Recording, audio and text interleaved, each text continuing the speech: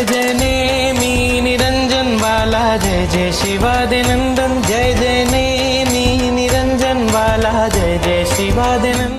पिछले पाठ में हमने देखा कि वर्तमान काल में विराजमान गिरनार मंडन श्री नेमिनाथ भगवान का अद्भुत इतिहास। यह प्रतिमा पिछले 24 के तीसरे सागर तीर्थंकर के समय में 5वें देवलोक के इंद्र महाराजा ने भरवाई और नेम प्रभु के कथन अनुसार यह प्रतिमा द्वारिका नगरी के दहन के बाद गुफा में पधराई गई थी। अनादि काल के अशुभ कर्मों के कारण हम जैसे अनाथ को सनाथ बनाने के लिए प्रभु जी को यहाँ ले आने वाली आत्मा धन्य है।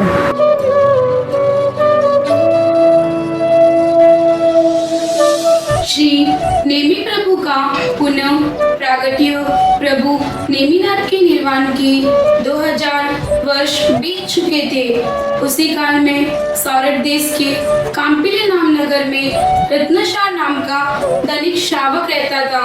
अचानक 12 वर्ष तक दुष्काल पड़ा। उस समय आजीविका की तकलीफ होने से धन कमाने के लिए रत्न श्रावक देशांतर घूमते घूमते कश्मीर देश के नगर में रहने लगे। घूमते घूमते मानो रत्न श्रावक का पुण्य रत्नों के समान हो गया। वे दिन प्रतिदिन अपार धन कमाने लगे। कुछ पुण्यानुबंधी पुण्य के कारण रत्न श्रावक लक्ष्मी का व्यय न करके सद उपयोग करने लगे। प्रभु भक्ति, स्नातन महोत्सव, पूजा आदि में जुड़ गए और अरिहंत परमात्मा की विशिष्ट पूजा भक्ति करने के लिए श्री आनंद सुरेश्वर जी महाराज साहब की निष्ठा में सिद्धाचल, गिरनार आदि अनेक महातीर्थों की स्पर्शना करने के लिए पैदल संघ यात्रा का प्रयाण किया। गांव-गांव साधर्मिक भक्ति तथा नए नए जिनालय का निर्माण कराते हुए संघ आगे बढ़ रहा था। रत्न श्रावक अपने स्ववतन काम्पिले में स्वामी वात्सल्य सहित भक्ति से वहां के संघ को निमंत्रित कर आनंद सुरेश्वर जी महाराज साहब की निष्ठा में श्री संघ तीर्थाधिराज सिद्धगिरी पहुंचा। वहां श्री संघ आनंद पूर्वक शाश्वत एक भक्ति करके रेवतगिरी महातीर्थ रमणीय वातावरण में भूतकाल में हुए अनंत तीर्थंकरों की सिद्ध भूमि की श्वास लेने लगे। वर्तमान 24 के 22वें तीर्थंकर श्री नेमी प्रभु की केवल ज्ञान भूमि पर पूजा करके रत्न श्रावक मुख्य शिखर की तरफ आगे बढ़े।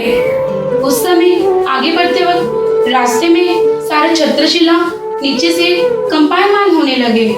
रत्न श्रावक ने तुरंत ही अवधि ज्ञानी गुरु आनंद सुरेश्वर जी को छत्रशिला के हिलने का कारण पूछा तो गुरु भगवंत ने आदर पूर्वक कहते हैं कि हे रत्नशाल, तेरे द्वारा इस रेवतगिरी तीर्थ का नाश होगा और तेरे ही द्वारा इस तीर्थ का उद्धार भी होगा। ये बात सुन रत्न श्रावक अत्यंत खेद के साथ दूर रहकर ही वंदन कर वापस जा रहे थे। तब गुरु भगवंत ने कहा, रत्न, इस तीर्थ का नाश तेरे द्वारा होगा। इसका अर्थ ये है कि तेरे अनुसरण करने वाले श्रावकों के द्वारा होगा। तेरे द्वारा तो इस महान तीर्थ का अधिक उद्धार होगा, इसीलिए खेद मत कर। गुरु भगवान से उत्साहपूर्ण वचन सुनकर रत्न श्रावक संघ के साथ रेवतगिरी के मुख्य शिखर पर पहुंचे। हर्ष से भरे यात्री गजपत कुंड से शुद्ध जल निकालकर स्नान करने लगे। रत्न श्रावक ने भी उस शुद्ध जल से स्नान कर उत्तम वस्त्र धारण किए। गजपत कुंड के जल को कुंभ से ग्रहण कर रेवतगिरी पर स्थापित लेखमय श्री नेमिनाथ प्रभु के काष्ठमय प्रासाद में प्रवेश किया। सभी यात्री हर्ष विभोर बनकर कुंड से कुंभ भर भर कर प्रभु के लेखमय प्रतिमा जी पर पक्षाल करने लगे। देवता और पुजारी के कहने पर भी ना रुके। अतः ज्यादा पक्षाल करने से और जल की एक धारा के प्रवाह के पहाड़ से लेखमय प्रतिमा का लेप गलने लगा और थोड़ी देर में वह प्रतिमा गीली मिट्टी के पिंड स्वरूप बन गई। इस दृश्य को देखकर रत्न श्रावक को आघात पहुंचा और शौक से मूर्छित हो गए। ऐसे में संघ में हाहाकार मच गया। संघपति ने रत्न श्रावक पर शीतल जल के उपचार किए। थोड़ी ही देर में वे स्वस्थ हो गए और उनको गहरा आघात लगा था और आकुल व्याकुल होकर रोने लगे। खुद को इस महापापी का दोषी मानकर बोलने लगे, मैं महापापी, मुझे धिक्कार हो। अज्ञानी ऐसा मेरा अनुसरण करने वाले यात्रियों को धिक्कार हो। अरे ये क्या हो गया? मैं तीर्थ के उद्धार के बदले तीर्थ के विनाश में निमित्त बना। अब तो अनेकों अनंत धर्म कार्य करने पर भी ये पाप मिट नहीं पाएगा।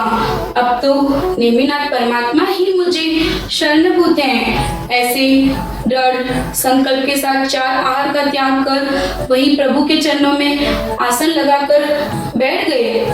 समय बीतता गया। रत्न श्रावक के सत्व की परीक्षा चालू होने लगी। अनेक विघ्न आने पर भी रत्न श्रावक अपने संकल्प में मजबूत रहे। अतः 1 महीने के अंत में शासन की अधिष्ठायिका अंबिका देवी प्रकट हुई। उनके दर्शन होते ही रत्न श्रावक माता को प्रणाम करते हैं।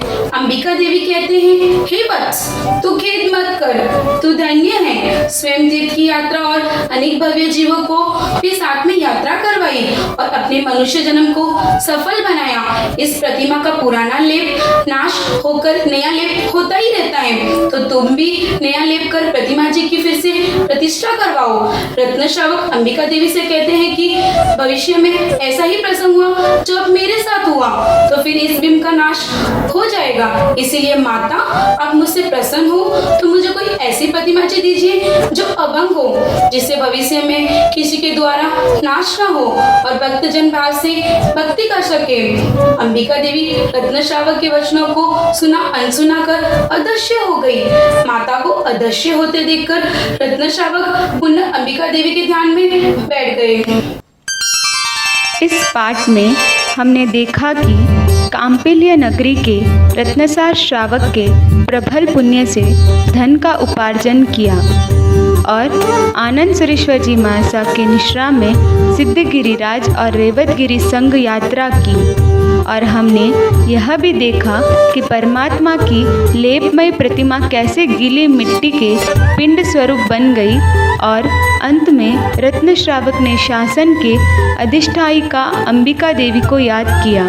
अब हम अगले पाठ में देखेंगे कि रत्न श्रावक के ध्यान से अंबिका देवी फिर प्रकट होकर रत्न श्रावक की कैसे मदद करती है और कैसे उस गुफा तक ले जाती है जहाँ पर नेमिनाथ भगवान की 5वें देवलोक में भरवाई गई प्रतिमा को पधराया गया था। भगवान तो गिरनारे वसो, नेम तो गिरनारे जैने वसो। भगवान तो गिरनारे